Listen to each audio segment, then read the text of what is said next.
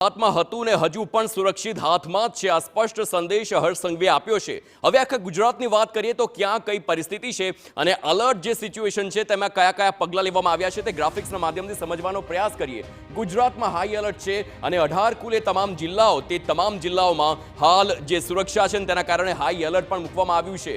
કચ્છ, બનાસકાંઠા અને પાટણ એ આખો જે સરહદી વિસ્તાર છે પાકિસ્તાન સુધીનો અને આખા જે વિસ્તારમાં આપને જણાવી દઈએ આખો જે ઉપરનો વિસ્તાર છે પાટણ, બનાસકાંઠા અને કચ્છનો તે તમામ વિસ્તાર અને તેના કારણે તેની સુરક્ષાને વધારી દેવામાં આવી છે। અને સાથે જ અલગ અલગ જે વાત કરવામાં આવે સ્ટેટ ઇમરજન્સી ઓપરેશન સેન્ટરમાં સીએમની જે પ્રમાણે ઉચ્ચ સ્તરીય બેઠક થઈ અને આ બેઠકમાં તમામ 18 જિલ્લાની સમીક્ષા કરવામાં આવી છે। સચિવો, જિલ્લા વહીવટી વડા અને પોલીસ તંત્ર સાથે મહત્વની બેઠક થઈ છે। આ સાથે જ ગુજરાતના તમામ આરોગ્ય કર્મચારીઓની રજા એટલા માટે રદ કરવામાં આવી છે કે જો ઇમરજન્સીની સિચ્યુએશન આવે તો આરોગ્યની ક્ષમતામાં ગુજરાત પાછળ ના પડે તેને ખૂબ જ ધ્યાન આપવામાં આવ્યું છે। 18 જિલ્લાઓ જે હાઈ એલર્ટ પર છે અને 18 જિલ્લામાં ખાસ કરીને જિલ્લાઓ જે સરહદી વિસ્તાર ધરાવતા હોય છે। હવે આપ જોઈ શકો છો આ તમામ સરહદી જિલ્લાઓમાં સેનાને હવાલે તેને કરવામાં આવ્યા છે એટલે કે ત્યાંનું સંચાલન હોય, ત્યાંના પોર્ટ્સ હોય, ત્યાંના એરપોર્ટ્સ હોય ત્યાં સેનાની જ તૈનાતી રહેશે અને તેમના નિર્ણયના આધારે જ આ તમામ છે નિર્ણય લેવાશે। હવે અલગ અલગ જિલ્લામાં સૌથી પહેલા કચ્છની વાત કરીએ। કચ્છ સરખરીકમાં હુમલાના પ્રયાસ બાદ તેની જે સુરક્ષા છે તે વધારવામાં આવી છે। સરખરીકનો એ સરહદી વિસ્તાર જ્યાં ડ્રોન દ્વારા હુમલો થયો હતો। હવે ભુજની વાત કરીએ એરપોર્ટને પણ સેનાને હવાલે કરવામાં આવ્યું છે। સામાન્ય લોકો માટે ભુજ એરપોર્ટ સંપૂર્ણપણે ગઈકાલથી જ બંધ કરી દેવામાં આવ્યું અને તેને સેનાને સોંપવામાં આવ્યું છે એટલે કે સૈન્ય ગતિવિધિ ભુજથી સરળતાથી થઈ શકે।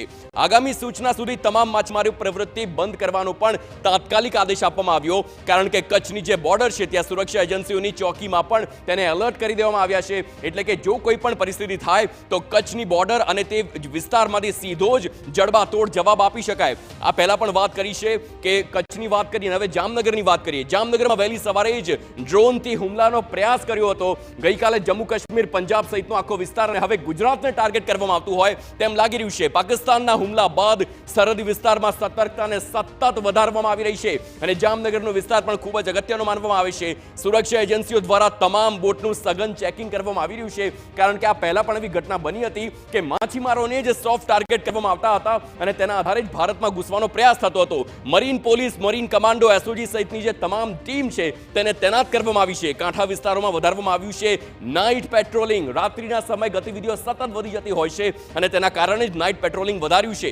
જામનગરમાં વહેલી સવારે ડ્રોનથી હુમલાનો પ્રયાસ કરવામાં આવ્યો અને ત્યારબાદ જામનગરની સુરક્ષા છે તેમાં પણ સતત વધારો કરવામાં આવ્યો છે। પહેલા કચ્છની વાત કરી, ત્યારબાદ જામનગરની વાત કરી અને હવે ત્રીજાની વાત કરીએ દેવભૂમિ દ્વારકા।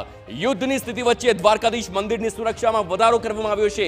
આખું વિશ્વ જાણે છે કે દ્વારકાધીશના દર્શન કરવા લોકો વિશ્વભરમાંથી અહીંયા આવતા હોય છે અને એટલા માટે જ દ્વારકાધીશ અને તેના મંદિરને સોફ્ટ ટાર્ગેટ બનાવી શકાય। મંદિર પરિષદ અને શંકાસ્પદ વ્યક્તિઓ પર ધ્યાન રાખવાના આદેશ આપવામાં આવ્યા છે। સાથે દર્શન કરવા આવતા જે યાત્રાળુઓ છે તેમના ઓળખપત્ર ચકાસવાની પણ વાત અહીં કરવામાં આવી છે। આ સાથે જ મંદિર તરફ આવતા તમામ વાહનો પણ સખત અને સઘન ચેકિંગ થઈ રહ્યું છે। દરિયાઈ સુરક્ષાને ધ્યાનમાં રાખીને કોસ્ટગાર્ડ પણ અલર્ટ મોડમાં છે અને દરિયામાં બાજ નજર રાખવામાં આવી રહી છે। યુદ્ધની સ્થિતિ થાય તો